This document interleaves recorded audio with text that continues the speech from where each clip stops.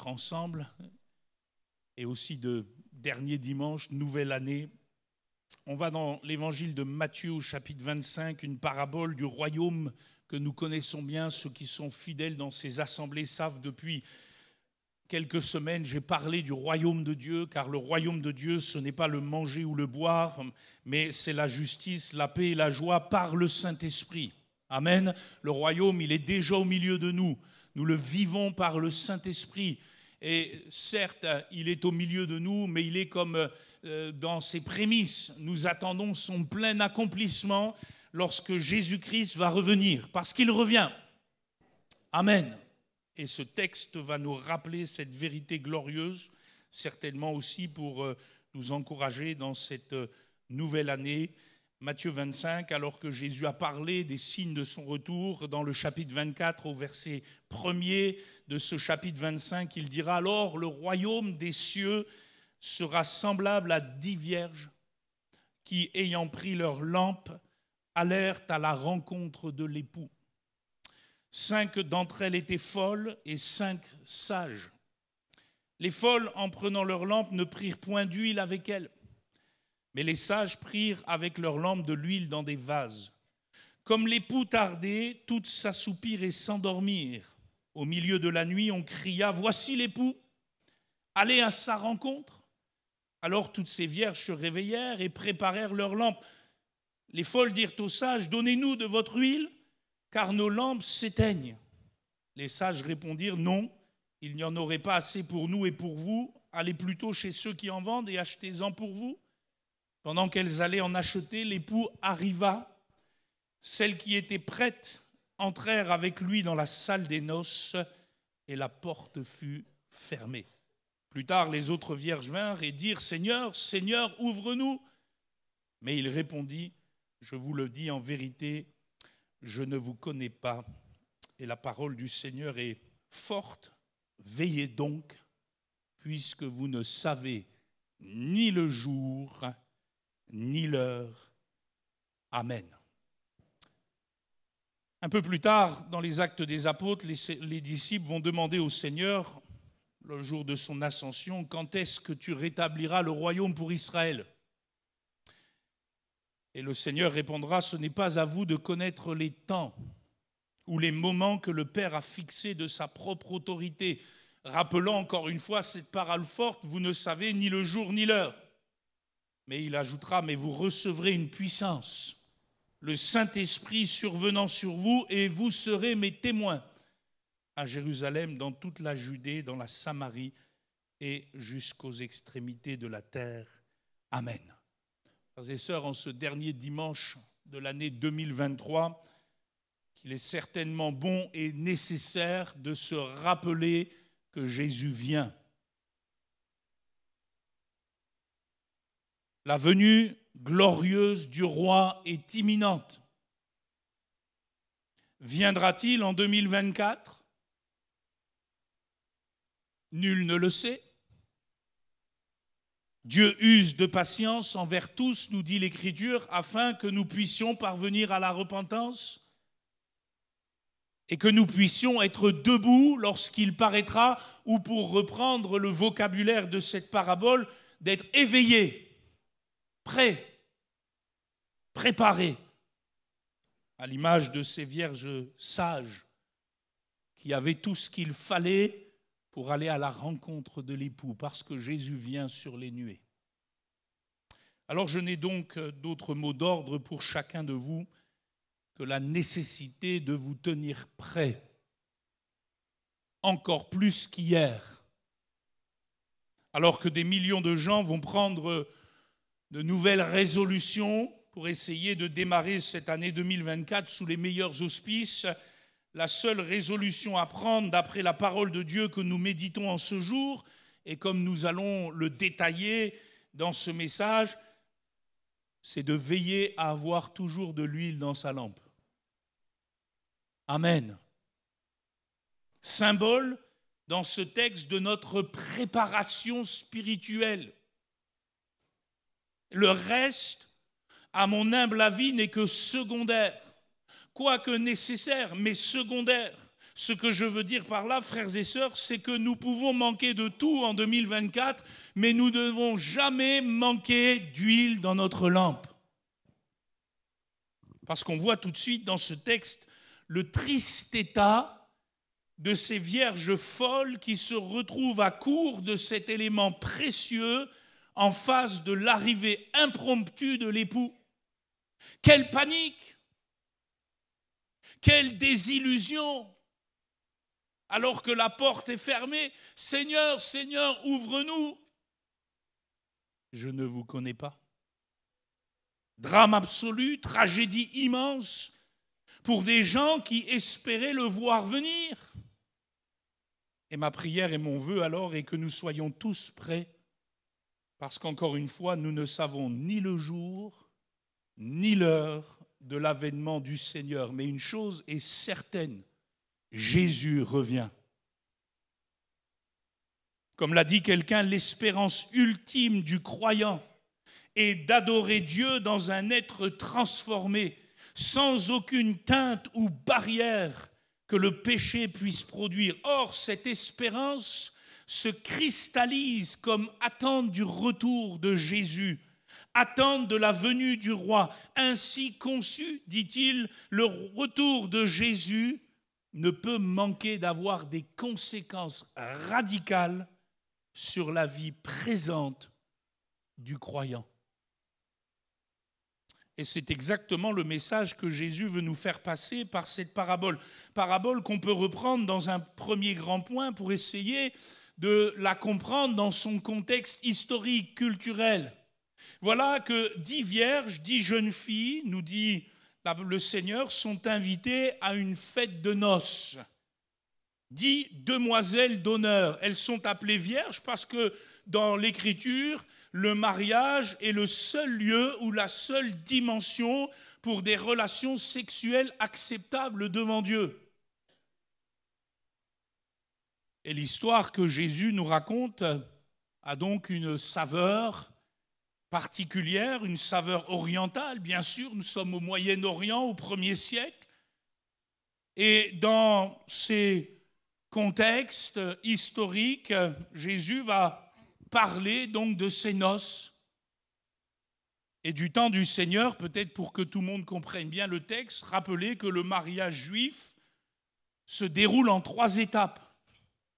La première étape consiste en l'établissement d'un contrat de mariage entre le père de la mariée et le père du marié.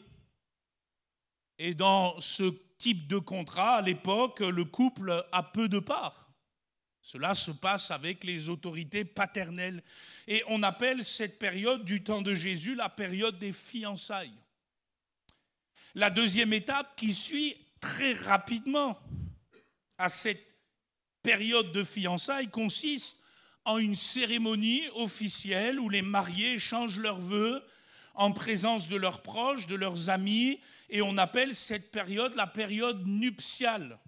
Et à ce stade, considérez bien la manière dont les Juifs au 1er siècle voient le mariage, le couple est déjà considéré comme marié, bien que toujours fiancé, et ne vivant pas encore sous le même toit, puisqu'ils n'ont pas encore de relations sexuelles. Cela va venir dans une 3e étape.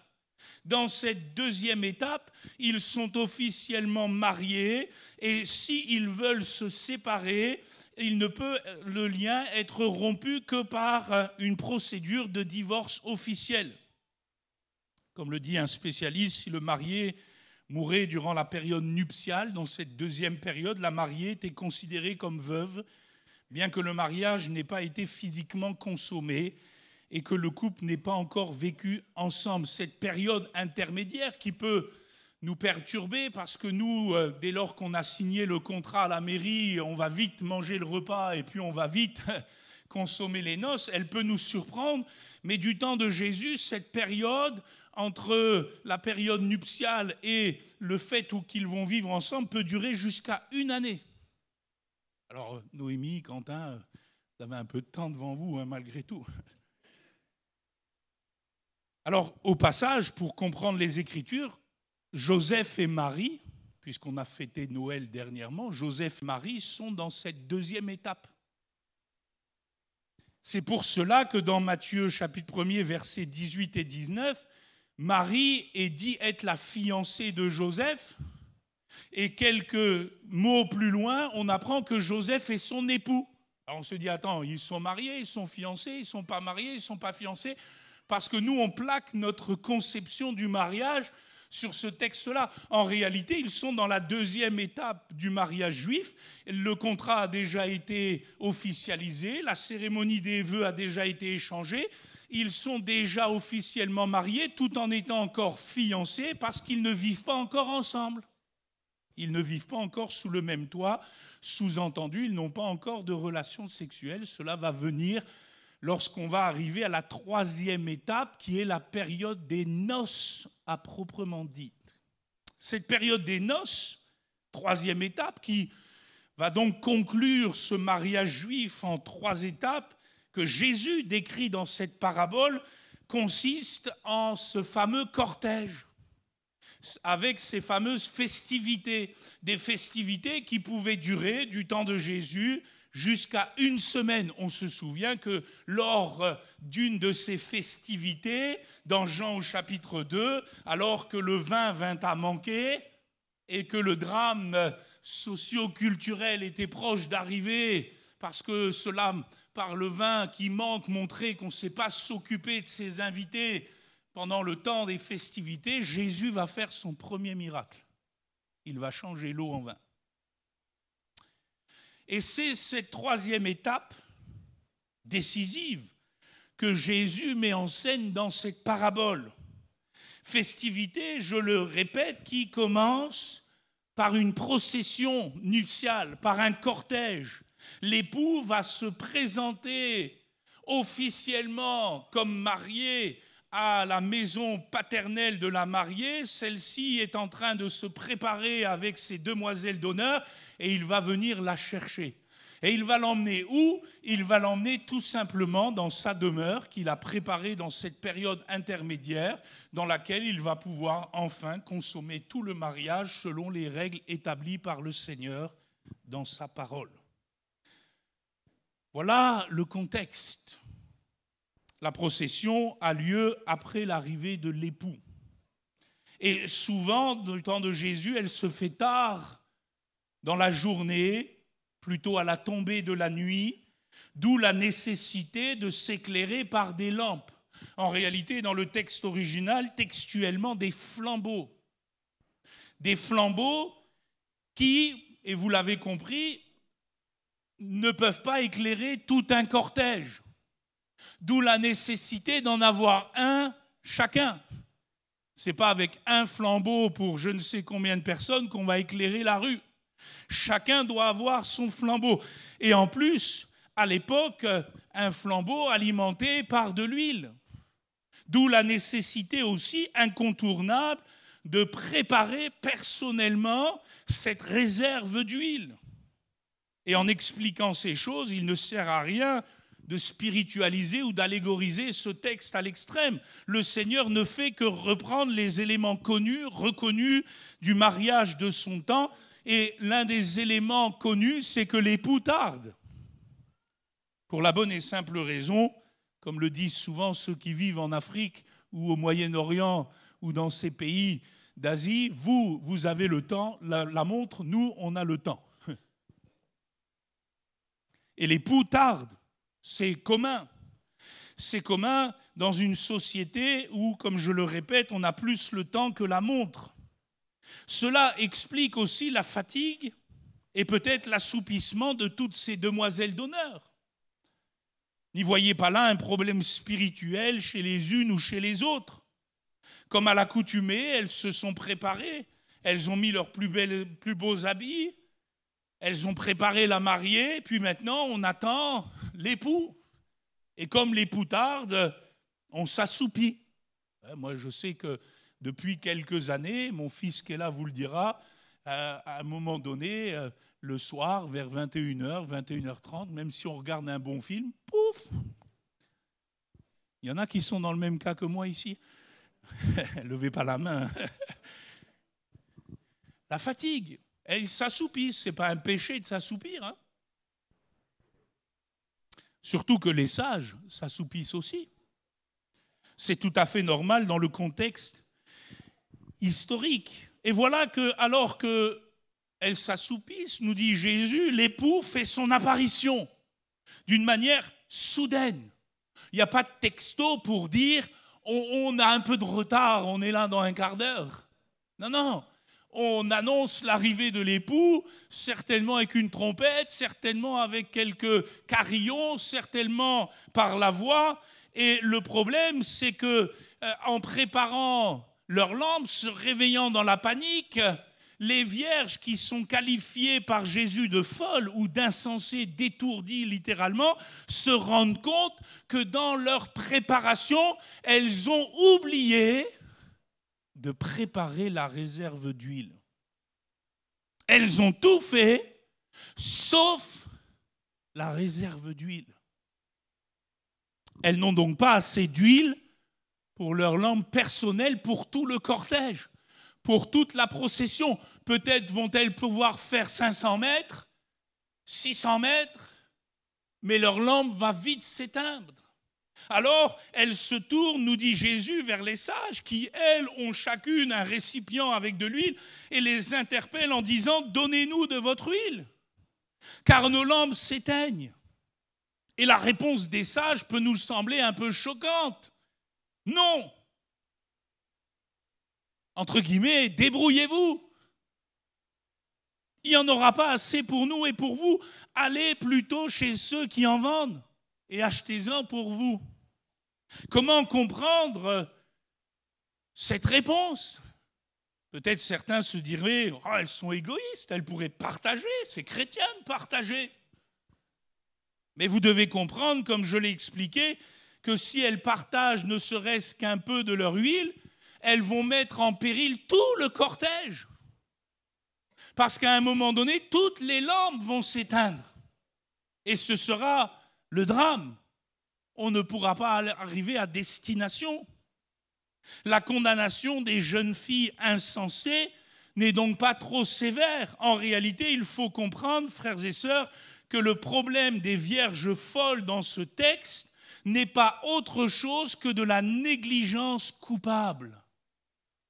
Un manque d'anticipation flagrant. Elles se sont montrées imprévoyantes. Elles savaient que l'époux pouvait débarquer à tout moment, mais elles ont cru bon s'en tenir à ce qu'elles possédaient. Elles ont pensé que cela irait, que cela suffirait. Quelle irresponsabilité! Elles ont mis en péril tout le cortège et nous comprenons alors la réaction de l'époux lorsqu'il prend les vierges sages avec lui, qu'il arrive dans la maison et qu'il ferme la porte. Ces jeunes demoiselles d'honneur n'ont pas mis leur sérieux à honorer les noces à venir. Comme le dira quelqu'un, aucune raison n'est donnée pour expliquer leur négligence.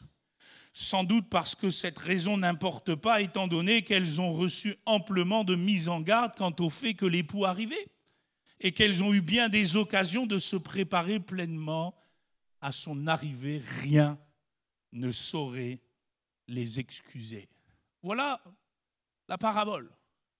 Tirons-en maintenant dans un deuxième grand point quelques leçons. Vous êtes d'accord ? De toute façon, si vous n'êtes pas d'accord, c'est moi qui ai le micro, donc je peux rester jusqu'à 15h.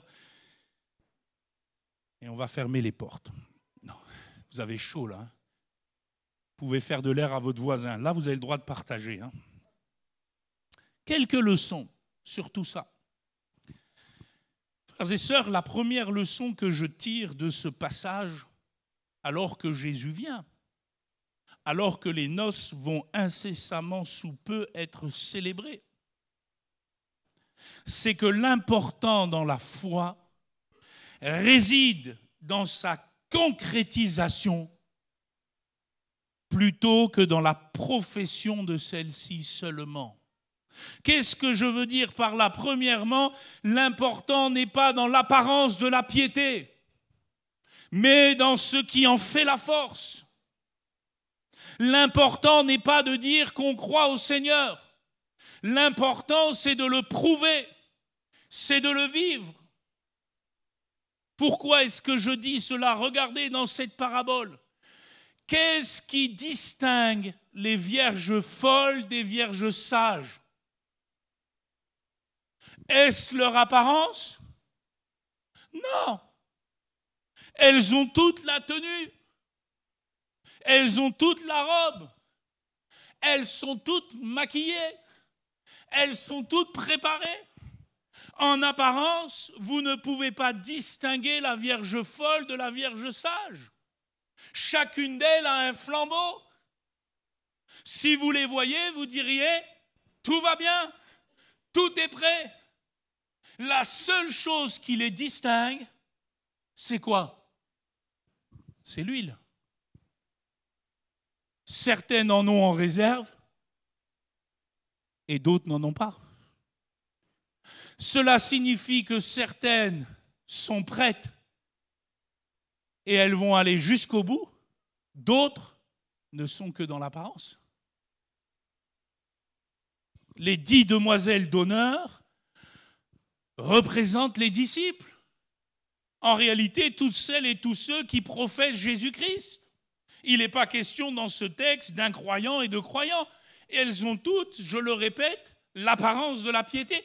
Elles professent tous de la bouche qu'elles attendent l'époux. Elles tiennent tous le même discours. Mais en pratique, dans le concret, c'est pour ça que je dis que l'important, c'est la concrétisation de la foi. Dans le concret, 5 d'entre elles manquent d'huile.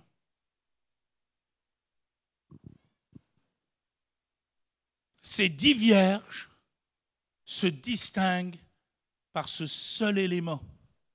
Mon frère, ma sœur, cela signifie que ce que nous vivons réellement de la foi, ce que nous concrétisons réellement dans la foi, dans l'esprit, puisque l'huile est symbole de l'esprit, ce que nous vivons réellement dans la foi, en vue du royaume qui vient, est bien plus important que ce que tu en dis.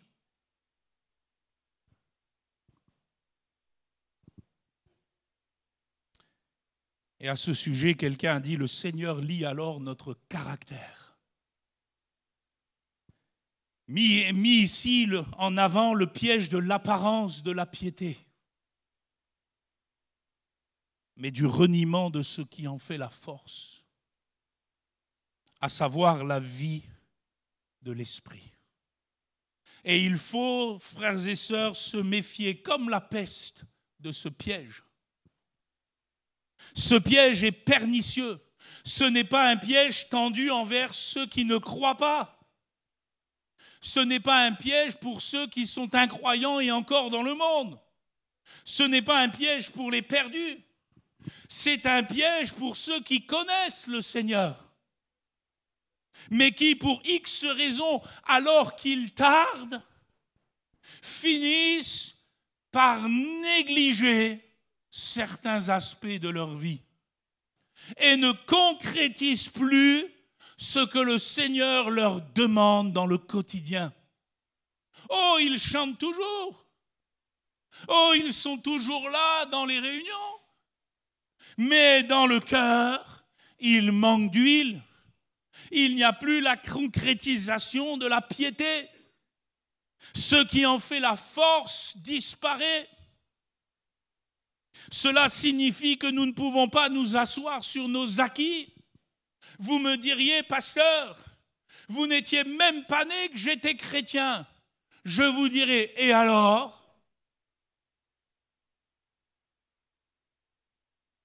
C'est ça qui va t'amener au ciel? Si Jésus vient en 2024, c'est ça qu'il va regarder? Que tu étais là au commencement? Enfin, Adam et Ève étaient aussi là au commencement. Ça ne leur a pas empêché de chuter. Aucun prétexte légitime pour s'asseoir sur ses acquis.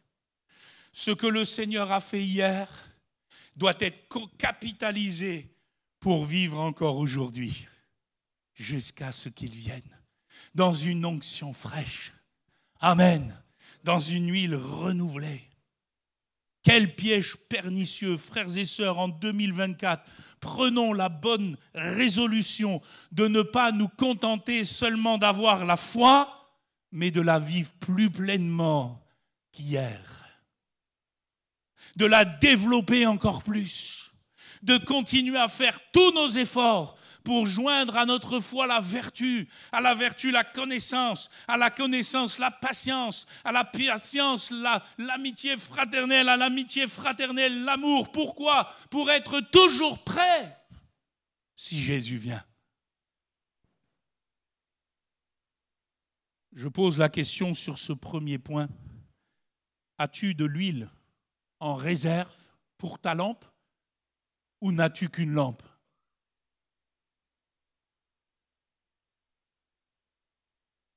C'est bien d'avoir une lampe. Mais enfin, s'il n'y a pas de pile,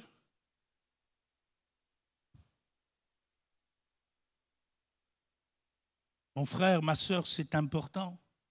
Parce que cette mise en garde de Jésus, veillez, cette mise en garde se répète à maintes reprises dans les évangiles. Jésus insiste sur le fait que les gens qui se disent croyants sont semblables soit à du bon grain, soit à de l'ivraie. Certains sont authentiques, d'autres ne le sont pas. Jésus les compare à divers types de terrains. Certains sont une bonne terre, d'autres sont une terre endurcie. Et quand je lis attentivement cette parabole, elle me fait frémir. Regardez le quota de ceux qui ne sont pas réellement prêts. Combien sur 10 ? Combien ne sont pas prêtes ? 5. Plaise à Dieu que toute l'assemblée de Saint-Benoît, de Brapanon, de la Plaine et de Sainte-Rose soit prêts. Amen. Et que nous déjouions les pronostics, mais que nous soyons tous prêts. Il y a beaucoup d'appelés, mais peu. En 2024, mon frère, ma sœur, fais en sorte d'être un élu et pas qu'un appelé. Deuxième leçon, ça va, vous êtes toujours là ? Il n'y a personne qui fait un malaise ? Sinon, on a des médecins, des infirmières. On a même une ancienne sage-femme, si vous voulez. Hein. Si vous accouchez, vous appelez mon épouse. Deuxième leçon. L'important dans la foi, comme je viens de le dire, réside dans la préparation personnelle et non dans l'estimation du retour de Jésus. Qu'est-ce que je veux dire par là ?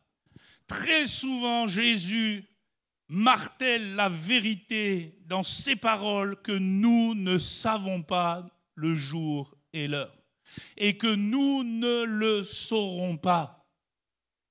Et pourtant, vous trouvez toujours des zozos qui essayent de calculer le retour de Jésus. Certains disent qu'il était revenu en 1914, d'une manière spirituelle. Je ne sais pas si vous les avez rencontrés, ils tapent à la porte très souvent. Ils sont par deux.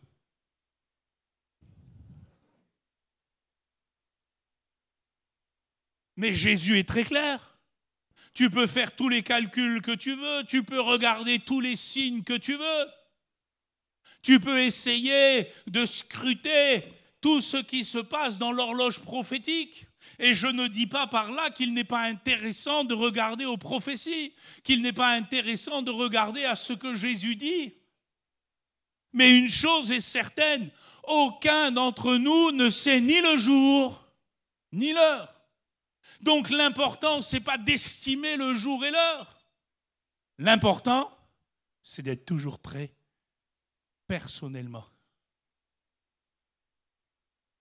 Qu'importe qu'il revienne demain ou dans 50 ans, je veux être prêt.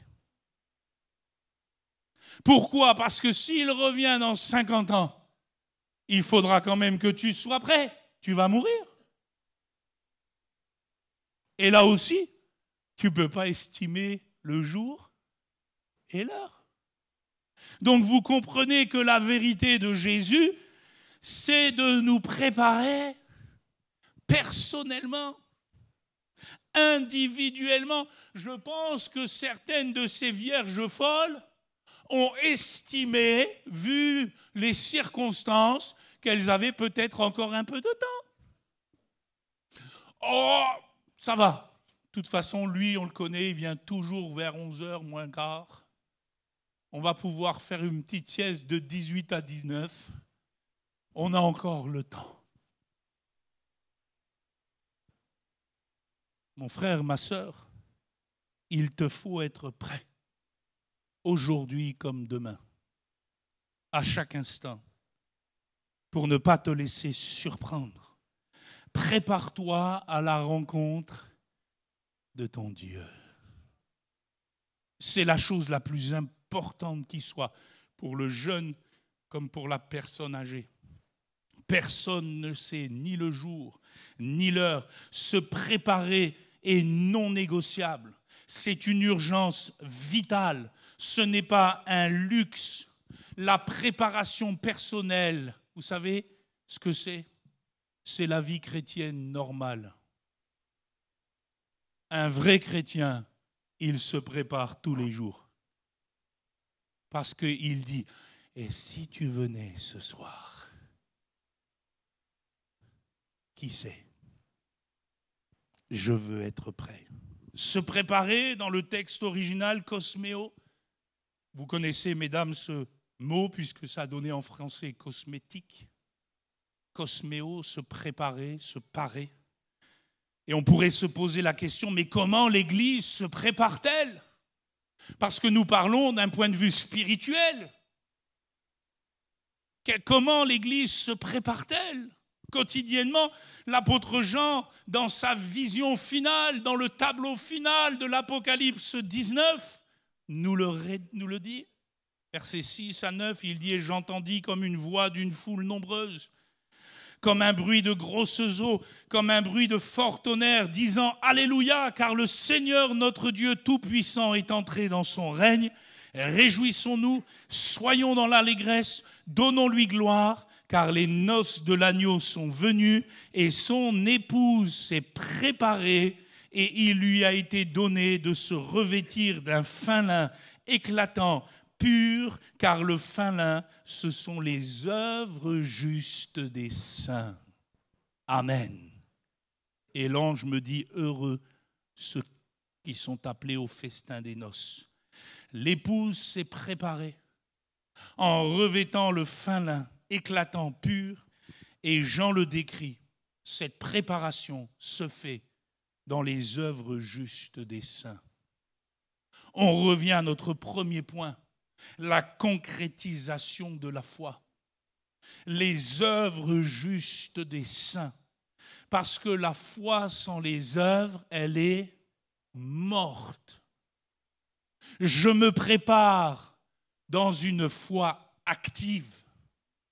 Dans une foi qui a des œuvres, qui produit quelque chose. Jésus disait que votre lumière luise ainsi devant les hommes, afin qu'ils voient vos bonnes œuvres et qu'ils glorifient votre Père qui est dans les cieux. Les bonnes œuvres préparées d'avance pour qu'on les pratique. Voilà ce qui nous prépare au règne à venir. La mise à exécution des œuvres de Jésus-Christ. Des œuvres de Dieu dans sa vie personnelle, dans son couple, dans son foyer, dans son environnement, qu'il soit social, professionnel, ecclésial, les œuvres justes des saints. Prouve ta foi. C'est ce que Jésus te demande pour prouver que tu es prêt. L'apôtre Jacques dira, si la foi n'a pas les œuvres, elle est morte en elle-même. Et il y a des gens qui professent la foi, mais ce sont des tombeaux vivants. Ils ne vivent rien de Jésus. Ils n'ont pas d'œuvre qui glorifie le Seigneur. Allez dans leur foyer, c'est la guerre. Oh, ils sont dans les églises. Et le Midi, il se tape dessus. Quelles sont ces œuvres-là, si ce n'est les œuvres de la chair? Division, querelle, animosité, jalousie, les œuvres de la chair, impudicité.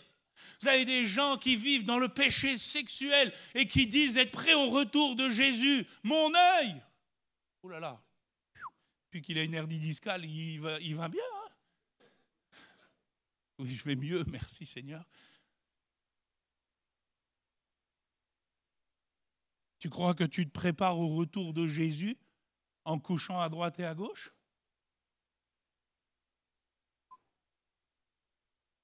Les œuvres justes des saints. La prière, la communion, le partage, le service, la sanctification, la piété.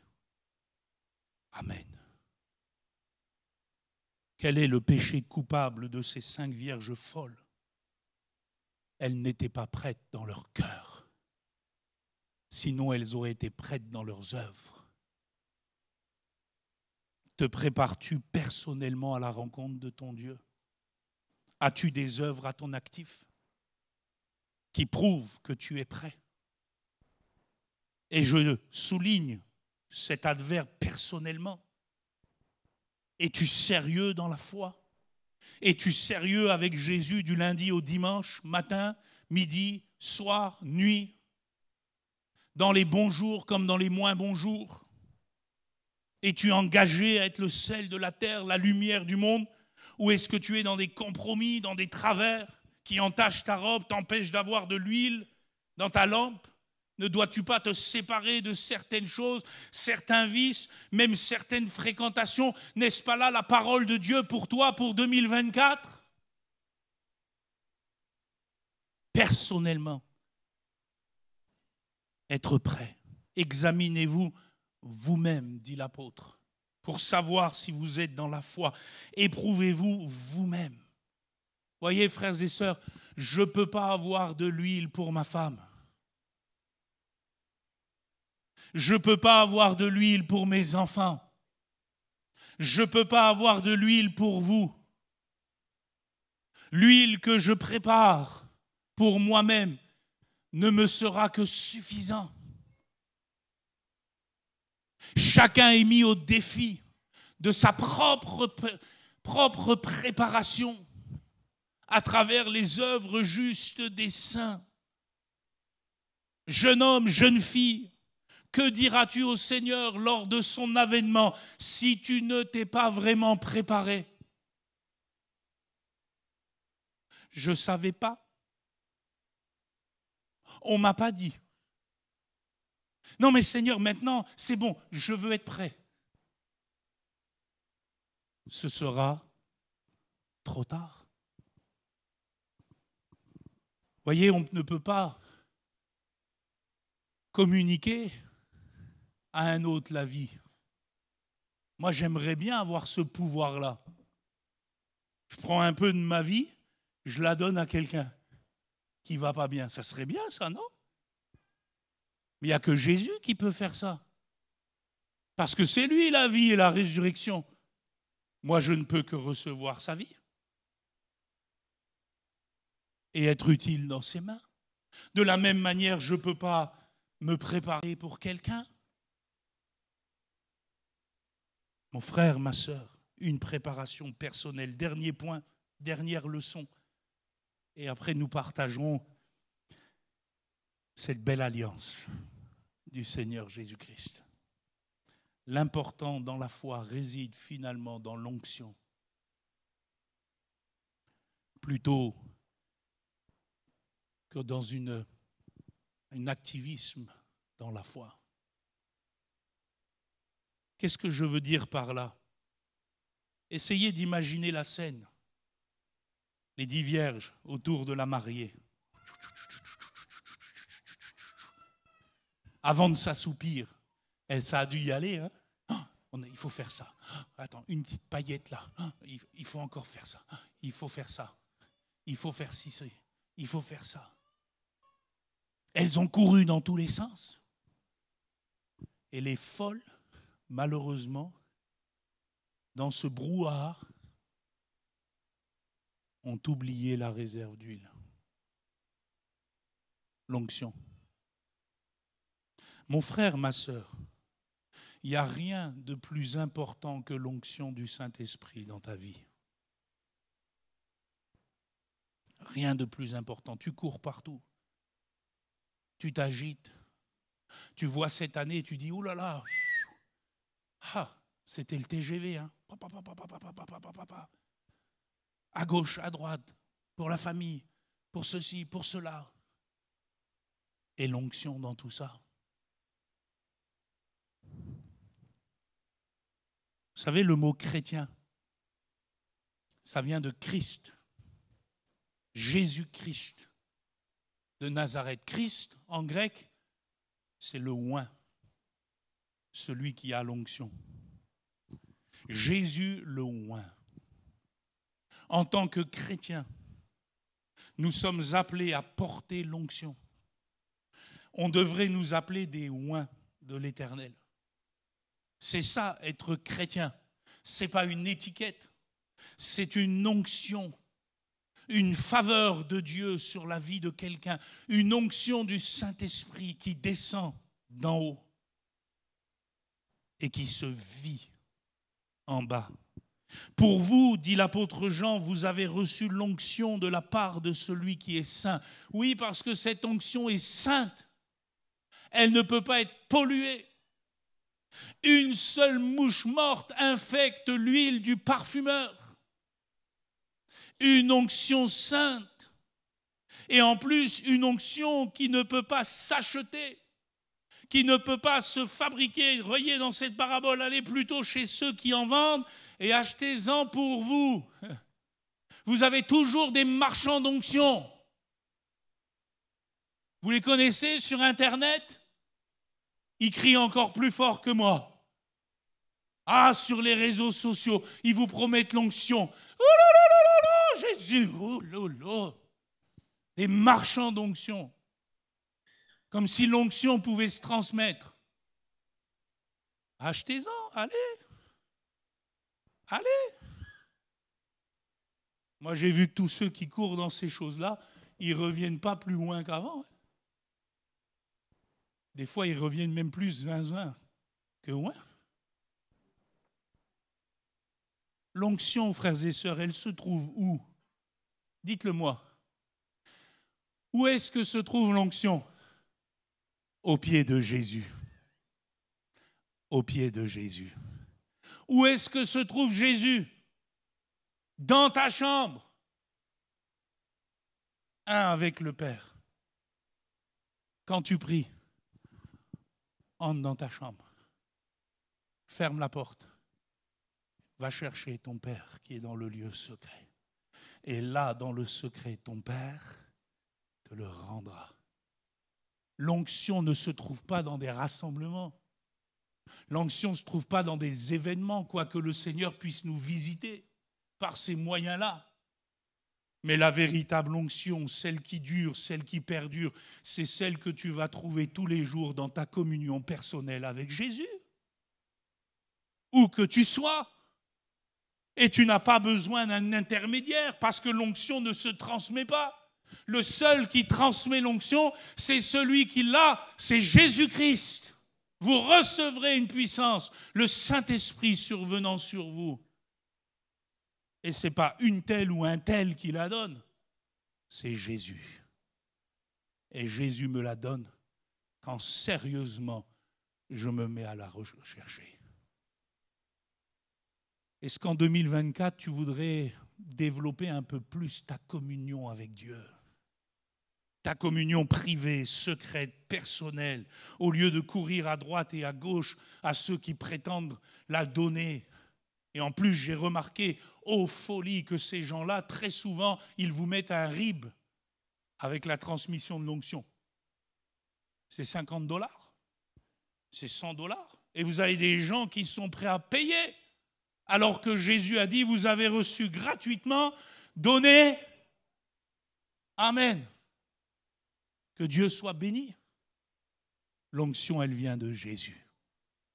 Et Jésus, tu vas le trouver dans ta chambre. Alléluia, uni à son Père et à son Esprit, il va te visiter. Cette année, je crois que le Seigneur dans ta chambre va te visiter, va te faire du bien, va te renouveler. Nous devrions tous prendre la bonne résolution de chercher un peu plus l'onction et la faveur de Dieu à genoux dans nos chambres plutôt que partout ailleurs. Je termine. Veillez donc.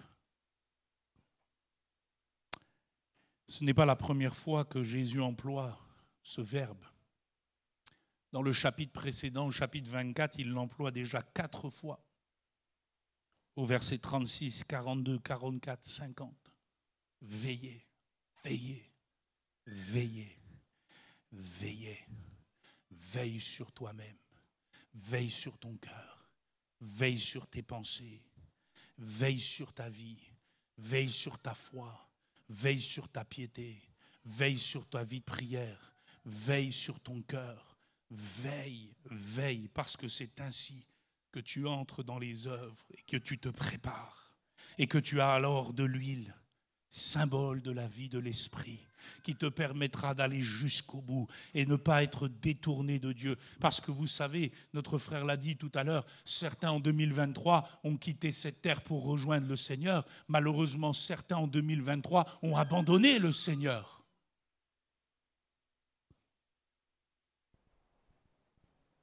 Rien peut te faire basculer si tu ne veilles pas. Mon vœu et ma prière pour 2024, c'est qu'aucun de nous ne se perde, mais que nous progressions tous avec le Seigneur. Veillez, c'est la clé. Persévérez dans la prière, dit Paul aux Colossiens. Veillez-y avec action de grâce. Tenez-vous à la prière, dit une autre version de ce texte, qu'elle vous mette sur le qui-vive dans la foi. Être toujours prêt, avoir de l'huile, ne pas s'endormir sur ses lauriers, ne pas se reposer sur ses acquis, ne pas vivre avec une onction dépassée, une onction, excusez-moi, rance, fermentée, à cause de mouches mortes. Être sans cesse renouvelé. La question que Jésus nous pose dans cette parabole est très simple. Si je revenais ce soir, serais-tu prêt à venir avec moi? As-tu de l'huile dans ta lampe ou n'as-tu qu'une lampe? Le défi est là. La sagesse est de tout faire pour être prêt. La folie est de laisser filer les occasions et de ne vivre à moitié que ce que le royaume de Dieu demande. Que Dieu vous aide, que Dieu m'aide, que Dieu nous aide. Nous voulons être une église dans l'onction du Saint-Esprit dans cette nouvelle année. Levons-nous à notre place, prions le Seigneur. Les diacres qui sont